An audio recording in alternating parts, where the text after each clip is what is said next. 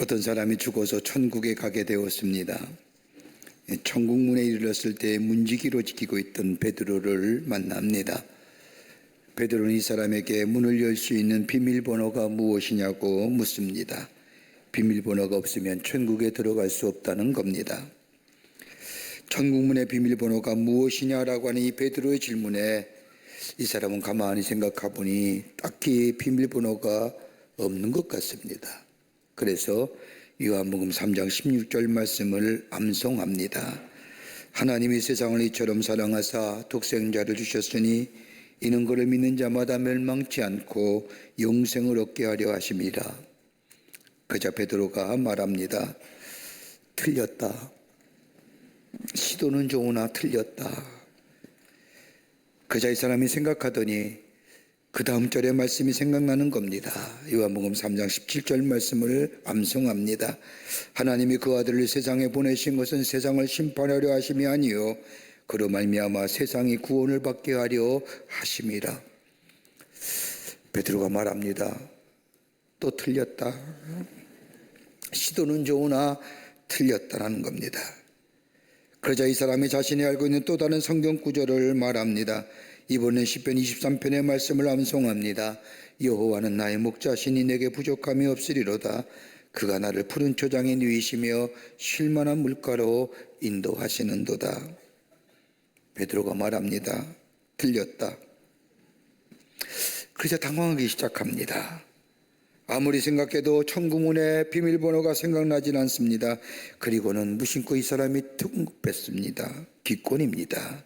그러나 하나님은 아십니다. 그자 베드로가 손뼉을 치며 소리를 지릅니다. 바로 그것이다. 그러면서 이 남자에게 손을 내밀어 얼싸안고 기뻐하며 환영한다 라고 하며 천국 안으로 데리고 갔다고 합니다. 하나님은 아십니다. 여러분, 이것만큼 귀한 믿음의 고백이 어디 있을까요? 우리 일상생활에서, 신앙생활에서 하나님은 아십니다. 이것만큼 위로와 우리에게 큰 소망이 되는 말씀이 어디 있을까요? 여러분, 우리의 생활에서 삶에 있어 가장 귀하고 소중한 것이 무엇입니까? 라고 하는 질문에 어떤 사람은 건강이요, 재물이요, 사회적 지위요, 위치요 라고 말하지만 정작 내 안에 있어서의 가장 중요한 것이 있다고 한다면 다름 아닌 믿음이라 할 것입니다. 믿음이 근본입니다. 믿음은 생명이고요. 믿고야 지혜가 지혜될 수 있으며 믿어야 능력이 나타납니다. 믿음이 없으면 자본도 군사력도 기술도 아무런 소용이 없습니다. 그러기에 우리의 생활에 있어서 가장 소중하고 가장 귀한 것이 있다고 한다면 믿음입니다. 이것이 뿌리요 중심이요 기초라 할 것입니다. 신앙생활도 마찬가지입니다. 여러분, 우리의 가장 근본을 이루는 우리의 믿음이 무엇일까요? 하나님을 향한 믿음이 어떤 것일까요? 하나님은 창조주가 되시며 전능하신 하나님이시며 그 하나님께서 우리를 사랑하신다는 이 믿음이 우리의 신앙의 출발점입니다. 이것이 우리의 믿음의 시작입니다. 여기서 그치는 것이 아니라 우리의 믿음이 성장해야 합니다. 자라나야 한다는 겁니다. 하나님과의 깊은 인격적 교제를 통하여 우리 하나님이 나를 사랑하실 뿐만 아니라 나의 삶의 인도자와 더불어 보호자가 되심을 우리의 삶 가운데 매일매일 경험하며 고백되며 그리고 그 삶을 내 삶 속에 사는 삶이 될 때에 그 믿음이 성장되어져 가고 성숙되어져 갑니다. 어디까지요? 그리스도의 장성한 분량이요. 그리스도의 장성한 분량이 어떤 것일까요? 그리스도를 닮아가는 겁니다. 그리스도인의 성장 목표가 바로 그리스도를 닮아가는 것이요, 닮아가는 것이 우리의 신앙 목표가 될 때에 비로소 성숙한 신앙인의 모습으로 살아갈 수 있습니다. 성장한다는 것이 어떤 걸까요? 여러분, 새로워진다는 것이 어떤 것일까요? 여러분, 제도를 바꾸고 개혁을 바꾸고 개혁을 하고 내 삶의 스타일을 여러분, 이게 새로운 변화가 아니라 성장한다는 그 자체가 새로워진다는 겁니다. 계속 새로워지고 새로워지는 것은 바로 성장한다는 겁니다. 낡은 것을 벗어버리고 새로움을 향해 변화를 일으키는 것, 그러기에 매일매일 새롭게 깨달아지고 새롭게 느껴지고 새롭게 감동되어 한 발자국 더 나아가 그것을 내 삶 속에 살아내는 삶이 될 때에 바로 성장했다고 이야기하는 겁니다. 새로워질 때 비로소 옛것을 벗어볼 수 있는 겁니다. 교회도 마찬가지입니다. 새로워져야 됩니다. 그럴 때 옛것을 벗어버릴 수가 있습니다. 새로운 존재임에도 불구하고 아직도 옛 모습을 버리지 못할 때에 여기에 형식이 생겨지고 내용이 없기에 허식이 있어지며 내용이 없기에 위선이 생겨지는 겁니다. 오늘 본문의 말씀은 이러한 신앙의 형식주의에 대하여 예수님이 제자들에게 가르치는 말씀입니다. 당시 신앙의 형식에 매여 있는 바리새인들과 종교 지도자들 향하여 예수님의 엄중한 경고의 말씀이라 할 것입니다. 여러분, 예배소 4장 21절의 말씀을 보면 진리가 예수 안에 있는 것 같이 너희가 참으로 그에게 듣고 또한 그 안에서 가르침을 받았을진데 라고 말씀하신 것처럼 우리는 그리스도께 속한 사람입니다. 진리가 되시는 예수님이 우리 안에 계십니다. 예수님의 가르침과 더불어 예수님의 말씀을 듣고 살아갑니다. 그렇다고 한다면 우리는 예수님의 가르침과 더불어 말씀 속에서 성령의 인도함 받으며 구원의 완성을 향하여 달려가는 사람들 것입니다. 바로 예수의 사람들. 오늘 본문의 말씀은 예수님께서 제자들에게 저 산상에서 하나님의 말씀을 가르친 후에 실제적으로 교훈의 말씀을 가르쳐주는 말씀인데, 오늘 마태복음 6장 9절 이후에 보면 예수님께서 앞장에서는 제자의 기도에 관하여 말씀하시고 9절 이후에는 실제적으로 예수님이 제자들에게 가르친 주의 기도가 나옵니다. 그러면서 기도의 실제적인 교훈을 말씀하기 전에 하나님의 사람으로 하나님의 백성으로 어떻게 살아갈 것인가에 대하여 교훈하시는 말씀이 오늘 본문의 말씀의 내용입니다. 그런데 오늘 본문 말씀을 자세히 읽어보면 상이라는 단어, 리워드라고 하는 단어가 무려 이 짧은 구절 속에 7번이나 반복합니다. 상 받는다, 상 받을지다. 여러분, 상 받는다는 게 뭘까요? 원문을 보면 갚아주신다는 겁니다. 하나님이 우리의 삶 속에 하나님의 백성의 삶으로 더불어 신실한 믿음의 삶으로 기도하는 삶이 우리의 삶 가운데 있을 때 하나님 우리에게 상 주시는데 갚아 주신다는 겁니다. 우리의 삶, 우리 주님이 원하는 것이 있다고 한다면 장성한 믿음의 분량이 되어 신실하고도 깨끗한 믿음의 삶을 살아가며 우리의 삶 속에 빛으로서의 만난 소금으로서의 하나님 나라의 백성의 삶으로 살아가는 삶, 그 삶 속에 하나님께서 상 주시고 갚아주신다고 했는데 어떤 삶의 모습일까요? 저 제자들에게 가르쳐 주시는 말씀, 오늘 우리에게도 하시는 말씀인 줄 믿습니다. 함께 말씀을 통하여 은혜 받기를 원합니다. 첫째는 은밀히 행하는 사람이 장성한 믿음의 삶으로 하늘의 상급을 누린다는 겁니다. 은밀하게 행하라는 겁니다.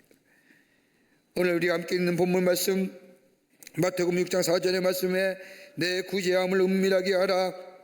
은밀한 중에 보시는 너희 아버지께서 갚으시리라고 말씀합니다.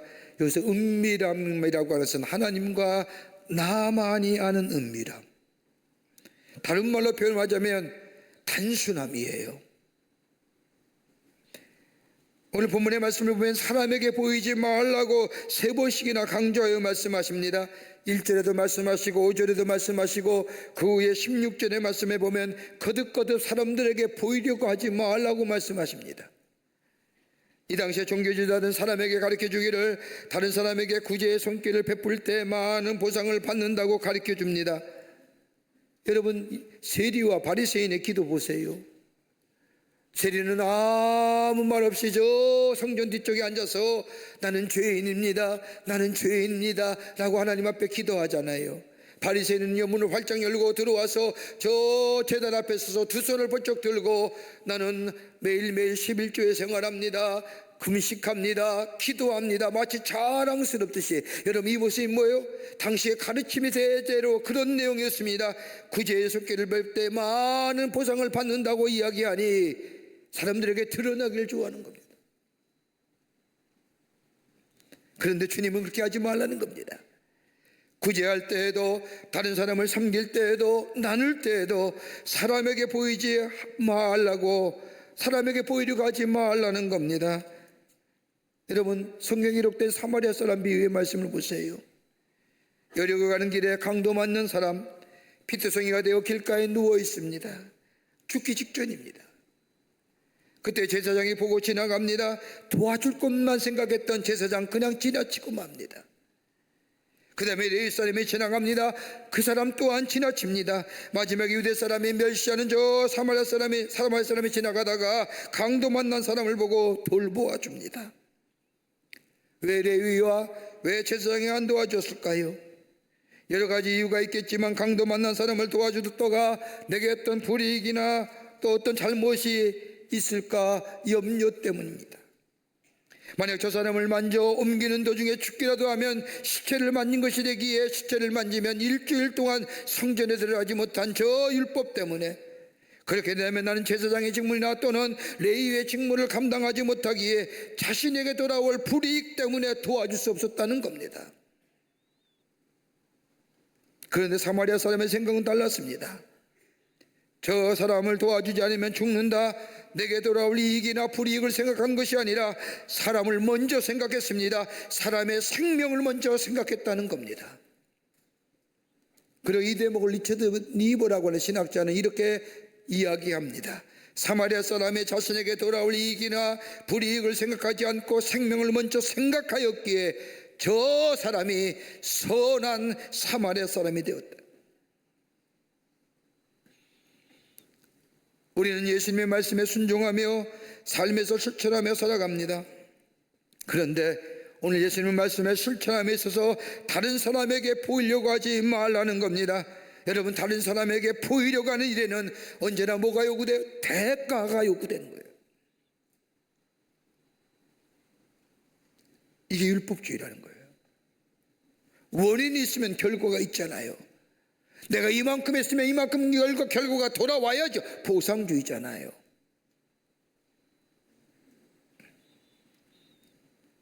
대가를 구하기에, 다른 사람의 시선을 생각하기에, 다른 사람의 칭찬을 구하기에, 더 나아가 자신의 유익을 생각하기에 이것으로부터 자유로워야 된다는 겁니다. 자기의 욕망이나 자기의 허영이나 자기의 명예로부터 자유로워질 때에 비로소 그것이 그리스도를 닮은 믿음의 모습이요, 거기에 하나님께서 뭐예요? 상 주신다는 겁니다. 여러분, 우리의 구원이 어떤 걸까요? 우리가 다 구원받은 사람들입니다.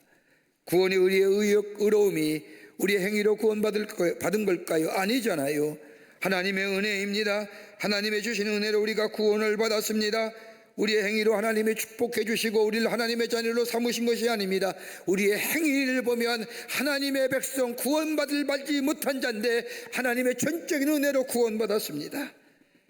모두가 다 하나님의 은혜입니다. 우리가 부르는 찬송처럼 모든 것이 은혜라고 고백하는 것처럼 거저 받은 우리의 인생의 삶, 은밀한 가운데 주님이 하셨던 것처럼 아무런 보상이나 대가를 바라지 아니하고 우리에게 분부하신 대로 우리의 삶 가운데 하나님과 남아의 은밀한 가운데 그리스도의 사랑을 전하며 행하는 자의 삶, 이것이 장성한 믿음의 사람이에요. 이 삶 속에 우리 하나님이 갚아 주신다는 겁니다. 은밀히 행하는 자. 두 번째는 하나님이 알고 계신다는 이 믿음의 장성한 믿음, 여기에 우리 하나님이 갚아 주십니다. 하나님의 놀라운 복으로 허락하여 주신다는 겁니다. 다시 말하는데 하나님이 알고 계신다는 믿음입니다. 오늘 본문의 6장 5절 이하의 말씀을 보면 예수님의 주의 기도를 가르치기 전에 제자들에게 기도가 어떤 것인가, 하나님 앞에 드려진 기도가 무엇인가에 대하여 말씀하십니다. 그 하나님 앞에 드려진 기도는 이래야 되느니라. 하나는 뭐냐? 사람에게 보이려고 기도하지 말아라. 또 하나 때문에 은밀한 중에 보시는 내 아버지께 기도하라. 세 번째는 중언부언하지 말아라. 쉽게 얘기하면 다른 사람에게 보이려는 기도하지 말라는 겁니다. 바리새인처럼 길가나 시장가에서 손을 높이 들고 마치 자신의 성결함을 드러내고자 하는 가식의 기도 하지 말라는 겁니다. 기도하는데 마음은 딴 곳에 가 있는 형식의 기도 드리지 말라는 거예요. 여러분, 흔히들 기도하는 모습을 보면 하나님 앞에 자신의 정보를 알려드리는 기도가 있습니다.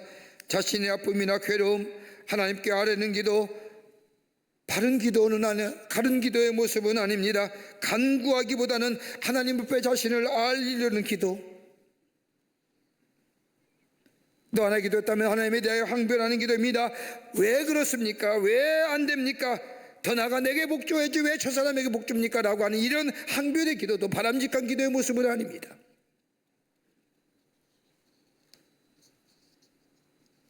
더 나아가 중언부언하는 기도, 중언부언하지 말라는 것은 기도의 내용이 이리 왔다 저리 갔다 하지 말라는 겁니다.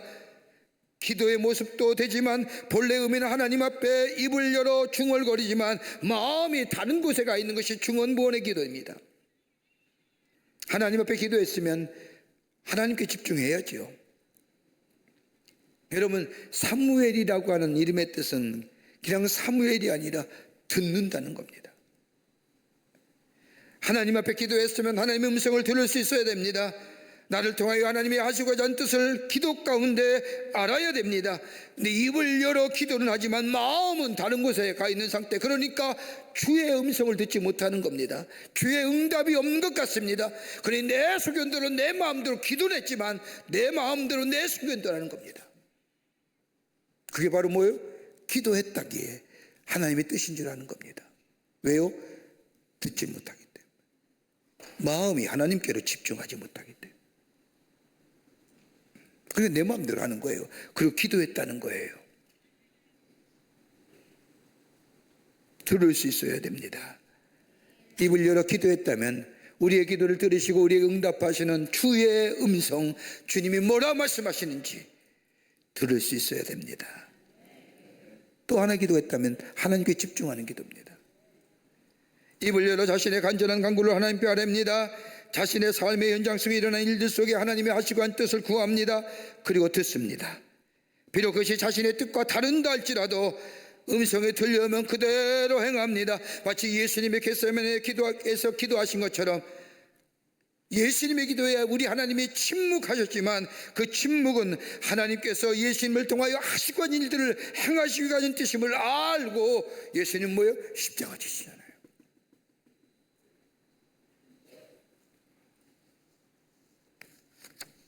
여러분, 신앙의 생활은요, 기도의 생활이에요. 기도하지 않는다는 것은 신앙생활 하지 않는다나요?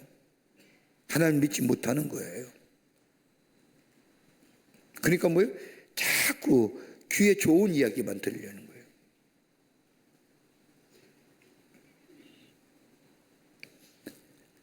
우리는 기도하는 사람들입니다. 하나님은 어느 곳에서 계시는 분입니다.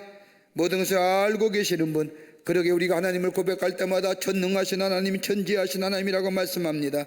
우리의 뜻도 알고 계시고 우리의 통기도 알고 계시고 우리의 형편과 처지를 알고 계시는 하나님. 여러분, 이것을 믿는 믿음, 여러분 이것만 하나라도 이 믿음이 안에 있으면 위로가 되고 우리의 만족이 됩니다. 우리 하나님이 알고 계신다는 것. 여러분, 시편 139편의 말씀을 보면 다윗의 유명한 기도문이 나옵니다. 그 가운데 139편 17절과 18절의 말씀에 보면 다윗이 이렇게 고백합니다. 하나님이여, 주의 생각이 내게 어찌 그리 보배로우신지요, 그 수가 어찌 그리 많은지요. 내가 세려고 할지라도 그 수가 모래보다 많도소이다. 내가 깰 때에도 여전히 주와 함께 있나이다라고 고백하면서 139편 20절과 21절의 말씀에 보면 이렇게 마지막 기도로 마무리 짓습니다. 하나님이여, 나를 살피사 내 마음을 아시며 나를 시험하사 내 뜻을 아옵소서. 내게 무슨 악한 행위가 있나 보시고 나를 영원한 길로 인도하소서라고 고백하며 시편 기도의 마지막을 마무리합니다. 여러분, 이 기도가 다윗의 그냥 하나님을 향한 기도였을까요? 아닐 겁니다. 자신의 인생의 여정을 뒤돌아보면서 자신의 살아온 여정을 뒤돌아보니 하나님이 아니셨으면 불가능했던 일들, 저 베들레헴의 목자여 양을 치면 초라하기 그지없던 한 목동, 하나님의 은혜로 유대의 나라의 왕이 됩니다. 왕이 되어서도 그의 생애를 돌이켜보면 자파람으로 파란만장합니다. 시기도 있었고 질투도 있었고 시험도 있었고 위험도 많았습니다. 그럼에도 불구하고 하나님의 은혜로 하나님의 다윗을 붙잡아 주셨습니다. 그 과정 속에서 시험과 질투와 위기와 시기와 이런 인생 과정 속에서 이 다윗의 인격이 성숙함에 도달하게 됩니다. 이런 경험을 통과한 후에 다윗은 자신의 삶을 돌이켜보면서 하나님 앞에 고백하는 마지막 고백의 단어, 하나님이 나를 아십니다 라고. 내 성격도, 내 단점도, 내 성질도, 더 나아가 나의 부끄러운 각오도, 내가 무엇을 생각하고 있는지 내 본질도, 내 깊은 비밀도, 더 나아가 내 욕망까지도 우리 하나님이 알고 계십니다. 여러분, 이 고백은 어떤 의미가 있을까요? 그냥 알고 계신다는 고백일까요? 우리 하나님이 나를 알고 계시기에 두 가지죠. 하나님이 나의 삶을 인도하여 주신다는 거예요. 나를 알기. 나를 알고 계신 하나님의 완전한 지식이, 그 하나님의 완전한 지식 앞에 피할 수 없는 내기에 하나님이 나의 삶을 인도하여 주신다는 고백이 또 하나 있다는 거예요. 우리 하나님이 나를 사랑하신다는 겁니다. 내가 너를 알아? 여러분, 우리의 자녀에 대해서 우리가 부모가 내가 너 안다 할 때에 무슨 얘기일까요? 사랑한다는 거 아닐까요? 그냥 안다는 것이 아니라 나의 속속들이 다 알고 계시는 하나님, 내 허물도, 내 불끈불거리는 나의 성질도, 그래도 살고 사랑하시는 하나님, 그게 바로 하나님이 나를 아신다는 고백 속에 담겨진 의미일 겁니다. 우리도 이 고백을 드리면서 하나님이 나의 삶을 인도하시고 나를 사랑하시는 주님임을 고백하지 않습니까? 미국과 캐나다 사이에 나이아가라 폭포가 있습니다. 그 폭포 바로 밑은 폭포수가 떨어지면서 물결이 소용돌이치면서 물살이 셉니다. 오래전 일이죠. 거기 한 나룻배가 있었습니다. 몇 사람이 타고서 나이 많은 노인 한 분이 노를 저어 폭포 가까이 갑니다. 물결을 타고 배가 빙빙 돌면서 나아가고 있는데 그 모습에 배에 탄 사람들이 겁을 먹습니다. 그때 한 사람이 이 노를 전 노인에게 묻습니다. 여보시오, 왜 그러시오? 노인장은 몇 년 동안 이곳에서 사공 노릇을 했어 20년은 넘은 것 같습니다. 그 사이에 사고 난 적은 없었습니까? 아직까지는 없었어. 꼭 사고가 나게 되어 있지만 아직까지는 사고가 없었어. 그자 배에 탄 사람이 이 말에 더더욱 겁이 납니다. 벌벌 떨면서 이래라 저래라 하면서 사공한테 말이 많아졌습니다. 이때 사공이 사람들을 바라보면서 이야기합니다. 여보시오, 당신들 가운데 너 좋을 줄 아는 사람 있어? 모릅니다. 그러면 입 다물고 있어요. 너는 내가 짓는 겁니다. 지금은 죽거나 살거나 당신들의 목숨이 내 손에 달려 있어. 그러면서 이야기하기를 여러분과 나는 같이 가고 있어. 여러분들이 죽게 되면 나도 죽는 것이요, 내가 죽게 되면 여러분도 죽는 것이요.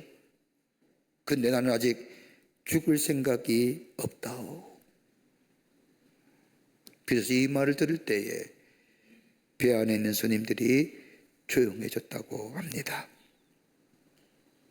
나를 사랑하시고 나를 부르시어 나를 구원하시고 하나님의 사랑 안에 살아가는 삶, 이거 바꿀 수 없는, 정말로 구별된 자로, 성별된 자로 나를 통하여 이 땅에 하나님 나라가 세워진 일로 나를 부르셔서 나의 존재와 나의 실존의 삶을 바꾸어 하신 그 하나님의 놀라운 절대적인 사랑. 여러분, 나는 하나님의 사랑이라는 것, 이거 바꿀 수 있는가요? 비록 내 삶이 어렵다 할지라도 나를 향하여 선한 계획을 갖고 계신 우리 하나님 앞에 내 모든 삶을 마치며 주님이 나를 아십니다라고 고백하며 주님 앞에 위임하는 우리의 삶이 될 때에 그 믿음이 장성한 믿음이요, 그 믿음이 하나님께서 뭐요? 상 주시고 갚아 주십니다. 끝으로 갚아주시는 하나님이심을 믿어야 합니다. 오늘 8절 말씀을 보십시오. 구하기 전에 너에게 있어야 할 것을 하나님 아버지께서 아시느니라. 하나님 우리에게 필요한 것을 아시고 더불어 갚아주시는 하나님이시라는 겁니다. 그러기에 다른 사람에게 보이려고 구제하는 행위 하지 말라는 것이고, 다른 사람에게 보이려고 기도하는 모습 하지 말라는 것이고, 우리의 기도에 간구해 주시고 비록 더디게 이루어질지라도 우리의 모든 기도와 우리의 구제와 우리의 선한 것에 은밀하게 이루어진 것조차도 우리 하나님이 갚아주신다고 말씀하십니다. 세상 사람이 알아주지 않는다 할지라도 우리 하나님이 아심바 되고 그리고 넘치는 것으로 우리에게 상 주신다고 약속하십니다. 그러기에 갈라디아서 6장 9절의 말씀에 우리가 선을 행하되 낙심하지 말지니 때가 이르매 거두리라. 다른 사람을 향하여 구제의 손길을 펴는 것, 하나님 앞에 기도하는 것, 무엇보다도 선한 일을 감당하는 것, 하나님이 때가 이를 때 비로소 우리에게 풍성한 열매를 거두게 해 주신다는 겁니다. 여러분, 선한 일뿐일까요? 나에게 악한 일을 행하는 것조차도 우리 하나님이 갚아주신다는 거예요. 나도 모르는 사이에 내가 일한 것도 아닌데 내게 불이익이 돌아오고 나를 하여금 악을 행하는 자, 내가 악을 갚지 말라는 겁니다. 우리 하나님이 심판자가 되어주셔서 하나님이 갚아주신다는 겁니다. 여러분, 시편 37편 1절의 말씀을 보면 악을 행하는 자들 때문에 불평하지 말며 불의를 행하는 자들을 시기하지 말지어다. 분을 그치고 너를 버리며 불평하지 말라. 오히려 악을 만들 뿐이라. 악을 행하는 자, 불의함을 행하는 자, 불평하지도 말고 시기하지도 말고, 오히려 이런 일이 있을 때에 불평과 시기보다는 시편 37편 4절과 8절의 말씀을 보면 여호와를 기뻐하라. 그가 내 마음의 소원을 내게 이루어 주시리로다. 내 길을 여호와께 맡기라. 그를 의지하면 그가 이루시고 내 의를 빛같이 나타내시며 내 공의를 정오의 빛같이 하시리로다. 하나님이 갚아주신다. 하나님이 기억하신다는 거예요. 선한 일뿐만 아니라 내게 악을 행하는 자에게 내가 갚는 것이 아니라, 내가 분기탱천하여 갚는 것이 아니라 하나님의 갚아주심을 하나님 앞에 맡기며 위임하며 사는 삶. 그러기에 뭐예요? 시편 1편에 그 답이 나오는 거예요. 복이 있는 사람은 악인의 꾀를 쫓지 아니하고 죄인의 길에 서지 아니하고 오만한 자의 자리에 앉지 아니하느니라. 왜요? 우리 하나님이 갚아주신. 여러분, 이것만큼 위로가 되는 게 어딜까요?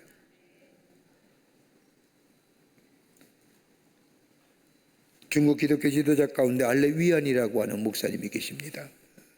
하나님 나라에 가셨지만 그는 예수 믿는다는 이유로 22년간을 적옥살이란 분입니다. 일본이 중국을 점령했을 시기에 가정교회 운동을 창시하였고 공산주의가 집권하자 공산당에 협력하기를 거부합니다. 이유는 단 한 가지, 공산당이 무신론자들이 때기 때문에, 공산당에 그러기에 협력할 수 없다는 이유 때문에 무려 22년간을 감옥에서 지냅니다. 체포당하여 고문을 당하고 몇 달 동안은 창문도 없는 독방에서 생활합니다. 그러면서 그는 담요를 뒤집으시고 기도합니다. 성경책이 없어 그동안 외웠던 말씀과 시편을 외웁니다. 또 외웁니다. 찬송가가 없어 자신이 즐거 불렸던 찬송가를 부르고 또 부릅니다. 그가 가장 많이 불렀던 찬송가가 갈보리 언덕 위에 십자가란 찬송가입니다. 이렇게 감옥 생활하던 이유한 목사는 수감 생활 중 13년을 몽골보다 더 위쪽에 있는 최북단의 성으로 강제 교화소에 보내집니다. 그곳에서 추운 날씨에 석탄을 운반하는 화차를 연결하는 노동에 취해집니다. 겨울이면 손에 얼어붙은 쇠에 손이 툭툭 달라붙습니다. 그 쇠부적에 쇠조각에 얼어붙은 손을 떼려고 하면 손에 살점이 떨어집니다. 수많은 제수들이 이 일을 하다가 팔다리가 잘리거나 으스러져 죽기까지 합니다. 이렇게 엉뚱한 고통을 당하면서 이 위안이라는 사람에게 위로가 되었던 것이 있다고 한다면 다른 것이 아니라 내 형편과 처지를 우리 하나님이 알고 계십니다. 이게 얼마나 큰 위로가 되고 격려가 되었는지 모릅니다. 22년간의 강제 교화소에 보내져서 감옥생활을 하다가 교회로 돌아온 이 위안, 많은 교인들 앞에서 이렇게 신앙 고백을 합니다. 여러분, 제가 여러분에게 분명히 말합니다. 나는 감옥에 들어갈 때보다 감옥에 나올 때가 내 믿음이 더 강해졌습니다. 요셉처럼 우리도 힘든 시기는 당장은 모르지만 나중에 돌아볼 때 비로소 알게 될 것입니다. 그건 다른 것이 아니라 하나님 우리의 형편을 아시고 우리에게 더 많은 것으로 갚아주시는데, 그 사람의 이 땅에 머지않아 세계에서 가장 큰 교회 공동체가 될 것이라는 사실입니다. 하나님은 우리의 기도를 기억하시고 갚아주십니다. 이게 깨끗한 믿음입니다. 이게 신실하고 정직한 믿음입니다. 하나님과의 은밀한 가운데 주께서 우리에게 분부하신 일을 깨끗한 마음으로 행하는 자, 하나님 앞에 은밀한 가운데 주의 앞에 기도하며 그리고 갚아주시는 하나님을 믿으며 그 말씀 따라 살아가는 삶, 이 장성한 믿음의 분량, 그리스도를 닮는 믿음에 우리 하나님은 저 하늘의 약속대로 말씀대로 우리에게 상으로 또 갚아주시는 놀라운 은혜가 우리 가운데 있게 될 줄 믿습니다. 이 믿음으로 세상을 이기고 우리를 향하여 너희는 빛이요 너희는 소금이라고 하신 말씀처럼 빛과 소금된 삶으로 이 땅을 빛나게 하고 만나는 하나님의 사랑으로, 예수의 사랑으로 살아가시는 여러분과 저와 되시기를 주의 이름으로 축원합니다. 하나님 감사합니다. 저희들 주께서 사랑해 주셔서 하나님의 자녀 삼으심에 감사합니다. 주님이 오늘 우리에게 말씀하신 것처럼 주님과 함께 은밀한 가운데 기도의 자리에 서는 저희가 되게 하여 주시고, 주의 말씀에 순종하여 은밀히 행하는 저희들 되게 하여 주시며, 하나님이 갚으실 것이라고 하는 믿음을 가지고 주님께 위임하는 삶 되게 하여 주셔서 주님의 갚으시는 상 주심의 놀라운 은혜를 경험하는 저희가 되게 하여 주시옵소서. 그로 인하여 이 땅에 빛된 존재로, 이 땅에 만나는 존재로 예수를 증거하며 사는 저희들의 구별된 삶으로 주께서 인도하여 주시옵소서. 감사하며 예수님의 이름으로 기도하옵나이다. 아멘.